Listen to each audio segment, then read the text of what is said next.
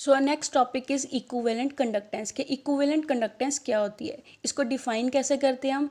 कहता अगर हम 1 ग्राम इक्विवेलेंट इलेक्ट्रोलाइट को डिसॉल्व करेंगे सॉल्यूशन में, उस दौरान जो आयंस प्रोड्यूस होते हैं उनकी कंडक्टिंग पावर कितनी होती है, उसको हम क्या बोलते हैं, इक्विवेलेंट कंडक्टेंस बोलते हैं। इसको हम लैम्डा ई के साथ डिनोट करते हैं। वो किसके इक्वल आ जाएगा, कापा। कापा क्या है, कंडक्टिविटी इंटू 1000 बाई सी।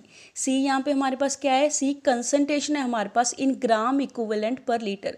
जब हम 1 ग्राम इक्विवेलेंट को डिसॉल्व करते हैं इन 1 लीटर ऑफ सॉल्यूशन में, इसको हम नॉर्मेलिटी की टर्म में भी ले सकते हैं।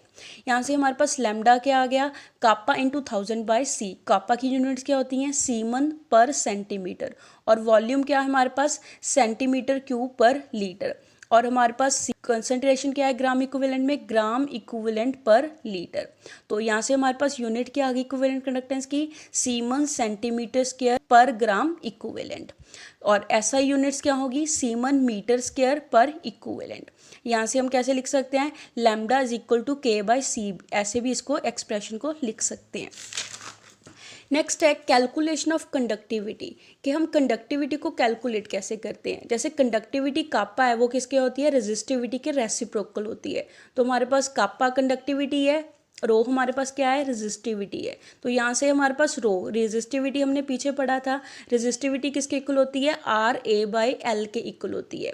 यहाँ पे हम इसको ऐसे भी लिख सकते हैं, अगर इसको कापा की टर्म में लिखे तो क्या आ जाएगा, 1 बाई आर एल बाई ए आ जाएगा।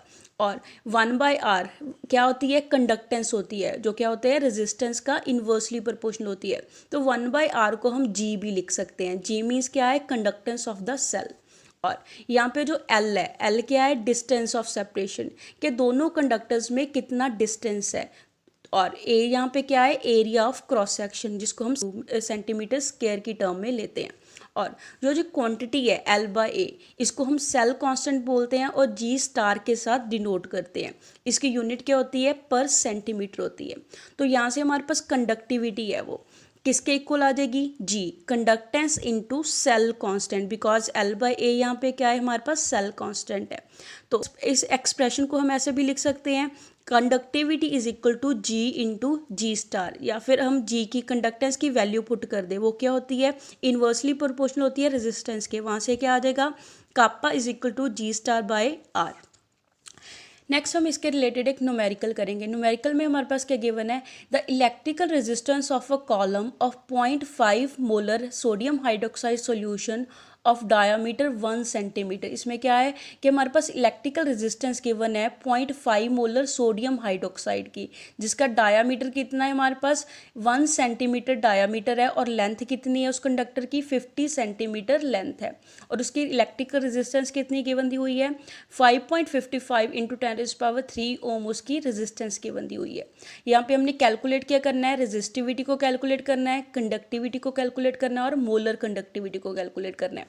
सबसे पहले हम लिखेंगे जो जो चीज़ हमें गिवन है। गिवन में हमारे पास है मोलर कंसंट्रेशन, वो कितनी है, 0.05, और लेंथ गिवन है 50 सेंटीमीटर, और डायामीटर गिवन है इलेक्ट्रोड का, दैट इज़ 1 सेंटीमीटर, और साथ में रेजिस्टेंस गिवन है, वो कितनी है, 5.55 इंटू 10⁻³ ओम्स। तो सबसे पहले हम क्या करेंगे, रेजिस्टिविटी फाइंड आउट करेंगे। रेजिस्टिविटी का फॉर्मूला क्या होता है, rho is equal to R by G star, because हमारे पास रेजिस्टिविटी किसके इक्वल होती है, R into A by L के इक्वल होती है। यहाँ पे एल बाई ए हमारे पास क्या होता है, जी स्टार होता है, दैट मीन्स वो क्या होता है, सेल कांस्टेंट होता है। तो उस फॉर्मूला से हमारे पास रेजिस्टिविटी किसके इक्वल आ गई, R by G star. R यहाँ पे रेजिस्टेंस है, जी स्टार हमारे पास क्या है, सेल कांस्टेंट है। यहाँ पे हमारे पास रेजिस्टेंस की वैल्यू तो गिवन दे रखी है, बट सेल कांस्टेंट की वैल्यू गिवन नहीं है। तो सबसे पहले हम क्या कैलकुलेट करेंगे, सेल कांस्टेंट को कैलकुलेट करते हैं। सेल कांस्टेंट का फॉर्मूला क्या है हमारे पास, G star is equal to L by A. जहाँ पे हमें डायामीटर गिवन है, एरिया गिवन नहीं है, तो हम डायामीटर क्या है गिवन, 1 सेंटीमीटर डायामीटर गिवन है, तो उससे रेडियस फाइंड आउट कर लेंगे। डायामीटर का हाफ क्या होता है, रेडियस होता है। तो यहाँ से रेडियस कितना आ गया, 0.5 सेंटीमीटर रेडियस आ गया। तो यहाँ से हम area of cross section find out करेंगे। एरिया का फॉर्मूला क्या होता है, बिकॉज कंडक्टर है वो स्फेरिकल शेप का होता है, तो एरिया का फॉर्मूला क्या हो गया, पाई आर स्क्वायर हो गया। पाई की वैल्यू कांस्टेंट है, वो कितनी होती है 3.14, रेडियस हमने कैलकुलेट करा है 0.5, तो यहाँ से फॉर्मूला में वैल्यू पुट करके हमारे पास एरिया कितना आ गया 0.785 सेंटीमीटर स्क्वायर, और लेंथ हमारे पास गिवन दे रखी है दैट इज़ 50 सेंटीमीटर। उन वैल्यूज़ को पुट करेंगे और यहाँ से हमारे पास सेल कांस्टेंट की वैल्यू कितनी आ गई 63.69 पर सेंटीमीटर। अब हमारे पास रेजिस्टेंस भी गिवन है और सेल कांस्टेंट को हमने कैलकुलेट कर लिया है। उन वैल्यूज़ को रेजिस्टिविटी वाले फार्मूला में पुट करेंगे तो वहाँ से हमारे पास रेजिस्टिविटी कितनी आ जाएगी 87.135 ओम सेंटीमीटर। नेक्स्ट हम कैलकुलेट करेंगे कंडक्टिविटी। कंडक्टिविटी किसके इक्वल होती है, इन्वर्सली प्रोपोर्शनल होती है रेजिस्टिविटी के। तो रेजिस्टिविटी अभी हमने फर्स्ट पॉइंट में कैलकुलेट करी है, वो कितनी आई है 87.135।